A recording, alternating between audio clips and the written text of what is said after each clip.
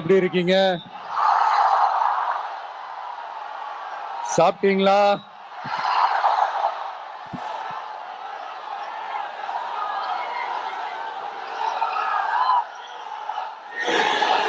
அண்ணா அவர்களுக்கு ஒரு வணக்கம், பெரியார் அவர்களுக்கு ஒரு வணக்கம். இப்ப நான் எந்த மண்ணில் நின்றுட்டு இருக்கிறேன் தெரியுமா? ஆண்டவர் அன்போட நெல்லுக்கடை மாரியம்மன் அன்னை வேளாங்கண்ணி ஆசியோட கடல் தாய் மடியில் இருக்கிற என் மனசுக்கு ரொம்ப நெருக்கமான நாகப்பட்டினம் மண்ணில் இருந்து நின்று பேசிட்டு இருக்கிறேன். என் நெஞ்சில் குடியிருக்கும்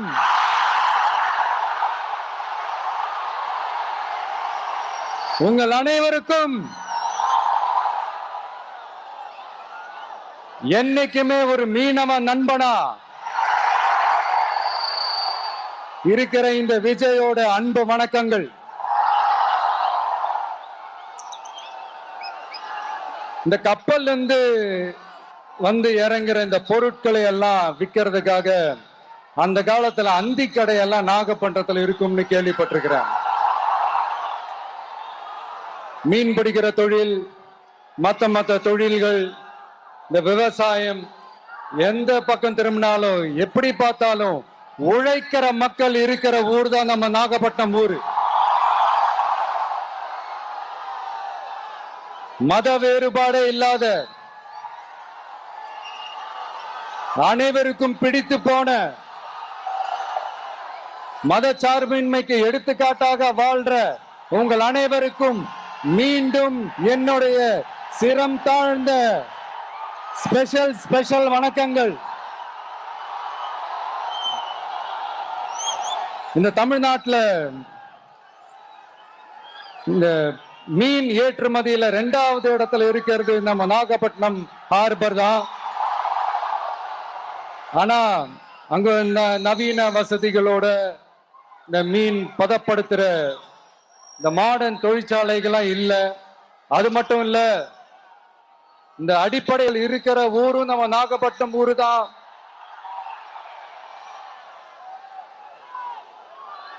இந்த முன்னேற்றத்திற்கெல்லாம் எங்கள் ஆட்சி தான் சாட்சி. அப்படி இப்படின்ட்டு இந்த அடுக்குமொழியில பேசி பேசி அது நம்ம கேட்டு கேட்டு காதுல இருந்து ரத்தம் வந்ததான் மிச்சம். இவங்க ஆண்டது பத்தாதா? இப்படி தவிக்கிறாங்களே நம்ம மக்கள், அது பத்தாதா?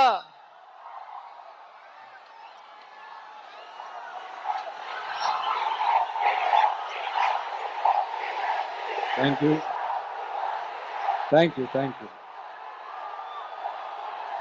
இந்த இலங்கை கடற்படையால நம்ம மீனவர்கள் தாக்கப்படுறதையும்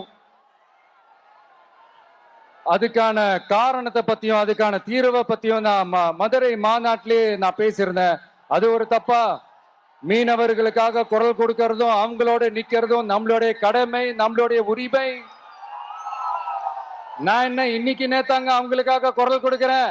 இதே நாகப்பட்டினத்துல 14 வருஷத்துக்கு முன்னாடி 2011ல February 22 இதே நம்ம மீனவர்கள் தாக்கப்பட்டதை கண்டிச்சு ஒரு பொதுக்கூட்டம் ஒண்ணு நடத்தணும் இல்லையா? இந்த விஜய் களத்துக்கு வர்றது ஒண்ணு புதுசு இல்ல கண்ணா. எப்போ வந்தாச்சு. என்ன ஒண்ணு, முன்னாடிலாம் விஜய் மக்கள் இயக்கம் என்ற அந்த இயக்கமா வந்து நிற்போம். இப்ப தமிழக வெற்றி கழகம் என்ற அந்த ஒரு அரசியல் இயக்கமா வந்து நிக்கிறோம். அவ்வளவுதான் வித்தியாசம்.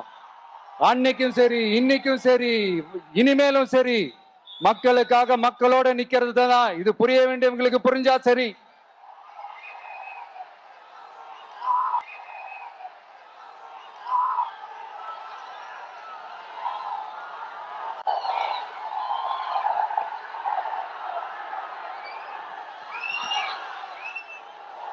மீனவர்களுக்காக குரல் கொடுக்கிற இதே சமயத்துல நம்ம தொப்புள் கொடி உறவுகளான ஈழத் தமிழர்கள்,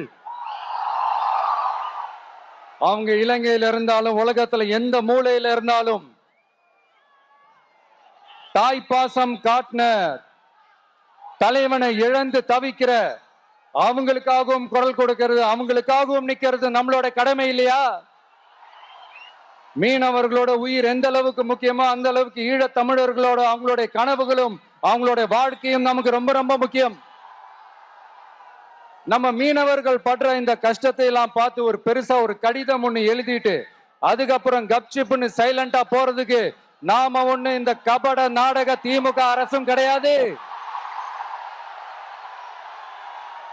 மத்த மீனவர்கள்னா இந்திய மீனவர்கள், நம்ம மீனவர்கள்னா தமிழக மீனவர்கள், இப்படி பிரிச்சு பார்த்து பேசுறதுக்கு நாம ஒண்ணு பாசிச பாஜக அரசும் கிடையாது. நிரந்தரமான தீர்வு, நிரந்தரமான ஒரு இந்த ப்ராப்ளத்தை சால்வ் பண்றதுதான் நம்மளுடைய ஒரு முக்கியமான ஒரு அஜெண்டாவே. சரி, இப்ப நம்ம நாகப்பட்டினம் ஏரியாவுக்கு வருவோம்.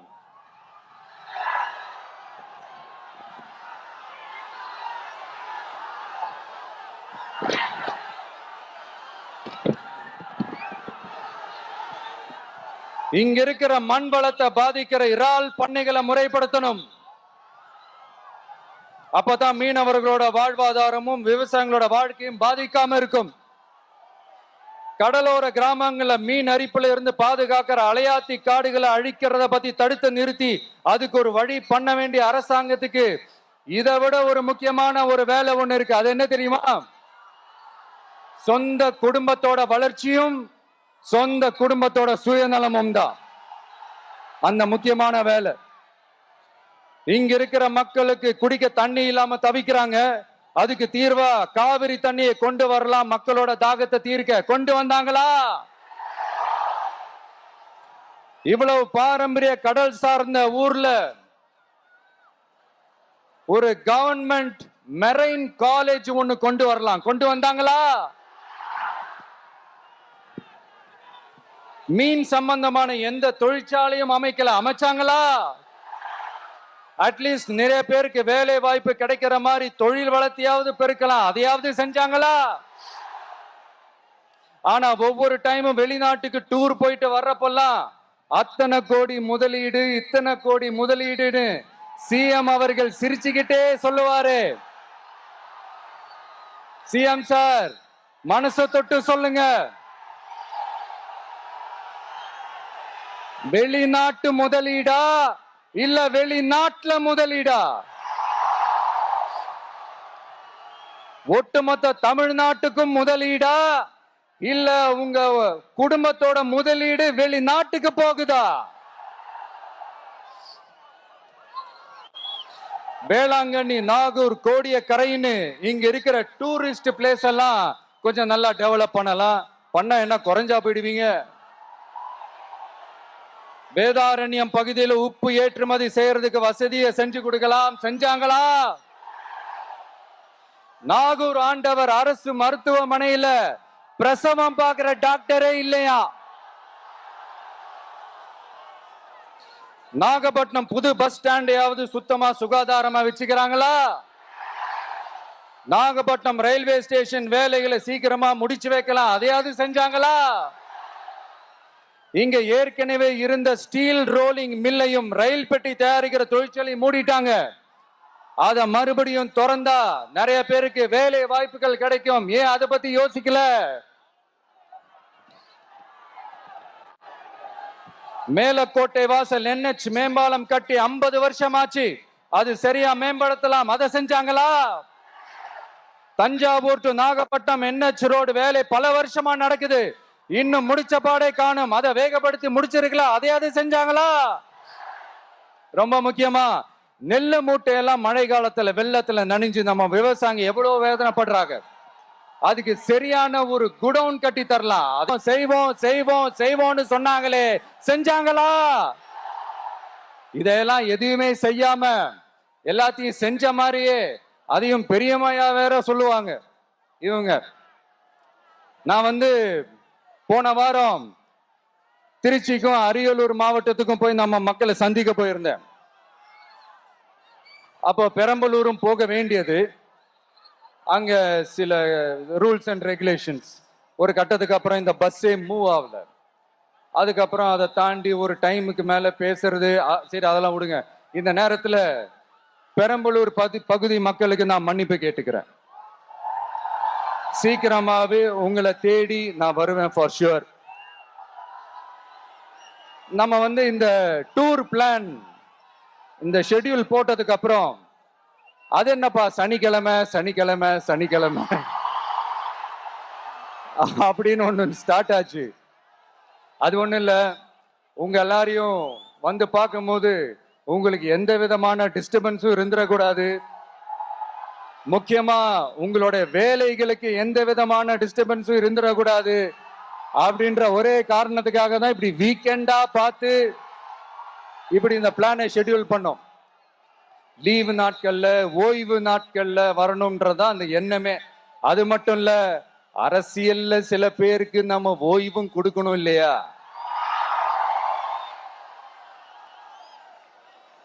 அதனாலதான் இந்த ஓய்வு நாட்களா பார்த்து இப்படி செலக்ட் பண்ணோம். சரி, இப்போ நம்ம மக்களை சந்திக்கிறதுக்கு, நம்ம சொந்தங்களை சந்திக்கிறதுக்கு எத்தனை கட்டுப்பாடுங்க. அந்த இடத்துல பர்மிஷன் இல்ல, இந்த இடத்துல பர்மிஷன் இல்ல. ஆனா அதுக்கான காரணங்கள்லாம் நீங்க கேட்டீங்கன்னா சொத்தையான காரணமா இருக்கும். அங்க பேசக்கூடாது, இங்க பேசக்கூடாது, 5 நிமிஷம் தான் பேசணும், 10 நிமிஷம் தான் பேசணும். நான் பேசுறதே 3 நிமிஷம் தான். அதுலயும் அது பேசக்கூடாது, இதை பேசக்கூடாதுன்னு சொன்னா அப்புறம் தான் எதை தயா பேசுறது. அரியலூர்ல போனப்போ நான் கரெக்டா அந்த ஊருக்கு போறதுக்கு முன்னாடி அந்த ஏரியாலேயே அந்த பவர் கட்டு. அப்புறம் நான் திருச்சிக்கு போய் நான் பேச ஆரம்பிச்சதுக்கு அப்புறம் அந்த ஸ்பீக்கருக்கு போற அந்த வயரு கட்டு. இல்ல, நான் தெரியாம தான் கேட்கிறேன் சிஎம் சார். ஃபார் எக்ஸாம்பிள், இப்ப ஒரு RSS தலைவர் இங்க வராருன்னு வச்சுக்கோங்க, இல்ல நம்ம பிரதமர் மோடிஜி அவர்களோ இல்ல உள்துறை அமைச்சரோ இங்க வராருன்னு வச்சுக்கோங்க. இந்த மாதிரி கண்டிஷன்ஸ் எல்லாம் போடுவீங்க, இந்த மாதிரி பவர் கட் பண்ணுவீங்க, இந்த மாதிரி வயர் கட் பண்ணுவீங்க. கொஞ்சம் கட் பண்ணி தான் பாருங்களேன். முடியாதுல, பேஸ்மெண்ட் அதிரும்ல. நீங்க தான் மறைமுக உறவுக்காரர்களாச்சே. இதாவது பரவாயில்லைங்க. இதை தாண்டி ஒரு ரூல் ஒண்ணு போட்டாங்க, பஸ்ஸுக்குள்ளேயே இருக்கணுமா, பஸ்ஸை விட்டு வெளியில வரக்கூடாதான், கையை இவ்வளவுதான் தூக்கணுமா, இப்படியே வரணுமா. மக்களை பார்த்து சிரிக்காத, மக்களை பார்த்து கையசைக்காத, இப்படியெல்லாம். ஐயோ ஐயோ ஐயோ, நானும் என்னவோ ஏதோ நினைச்சேங்க. செம்ம காமெடியா இருக்குங்க. I am just enjoying like anything. நேரடியாவே கேட்கிறேன், சிஎம் சார் மிரட்டி பாக்குறீங்களா? அதுக்கு இந்த விஜய் ஆள் இல்ல சார், அதுக்கு நாம ஆள் இல்ல சார். என்ன செஞ்சிருவீங்க? மேக்சிமம் கொள்கைய சும்மா பேருக்கு மட்டும் வச்சுக்கிட்டு குடும்பத்தை வச்சு கொள்ளையடிக்கிற உங்களுக்கே இவ்வளவு இருந்தா, சொந்தமா உழைச்சி சம்பாதிச்ச எனக்கு எவ்வளவு இருக்கும்?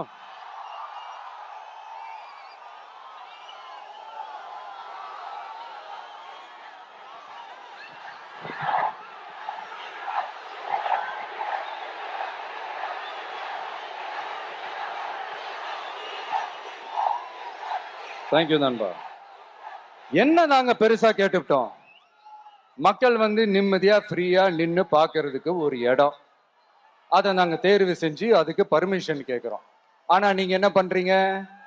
அந்த இடத்தையெல்லாம் விட்டுட்டு நெருக்கடியோட, மக்கள் நெருக்கடியோட எங்கெல்லாம் நிப்பாங்களோ அந்த இடமா பார்த்து செலக்ட் பண்ணி தெரியுங்க. உங்க எண்ணம் தான் என்ன சார்? நான் அவங்கள பார்க்க கூடாது, அவங்களோட பேசக்கூடாது, அவங்க குறைகளை கேட்க கூடாது, அவங்களுக்காக குரல் கொடுக்க கூடாது, என்னதான் சார் உங்க எண்ணம்?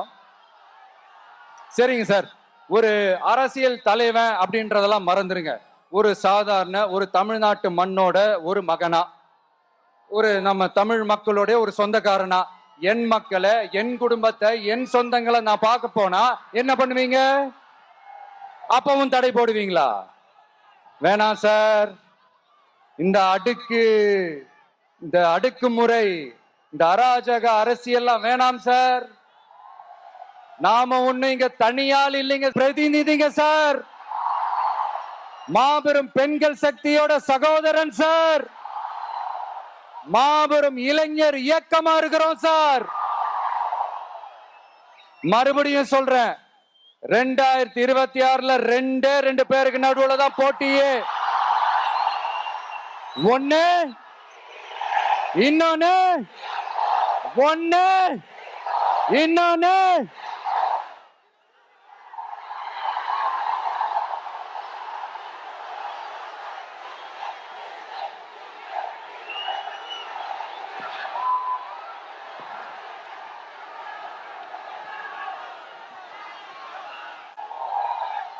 இந்த பூச்சாண்டி வேலையெல்லாம் காட்டுறதை விட்டுட்டு தில்லா கெத்தா நேர்மையா எலெக்ஷனை சந்திக்க வாங்க சார்.